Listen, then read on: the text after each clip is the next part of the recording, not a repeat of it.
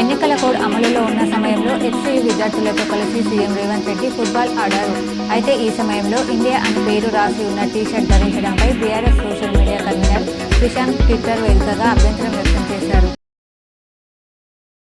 Parliament ఎన్నికల సందర్భంగా బోధన్ నియోజకవర్గంలోని పోలింగ్ బూత్లకు ఎన్నికలకు సంబంధించిన ఈవీఎం మిషన్లను ఆయా పోలింగ్ బూత్లకు తరలించారు.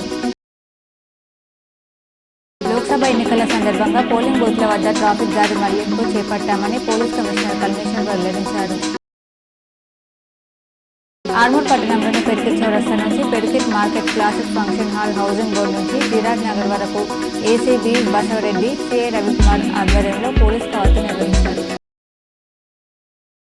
6వ డివిజన్ నాయకులు కులాచారి సంతోష్ ఆధ్వర్యంలో అర్బన్ ఎమ్మెల్యే ధన్పాల్ సూర్యనారాయణ జన్మదిన వేడుకలు ఘనంగా నిర్వహించారు. భీమ్గల్ మండలంలో నిజామాబాద్ పార్లమెంట్ ఎన్నికల సందర్భంగా పోలింగ్ బూతులకు ఎన్నికలకు సంబంధించిన ఈవీఎం మిషన్లను ఆయా పోలింగ్ బూతులకు భారీ బందోబస్తు మధ్య తరలించారు.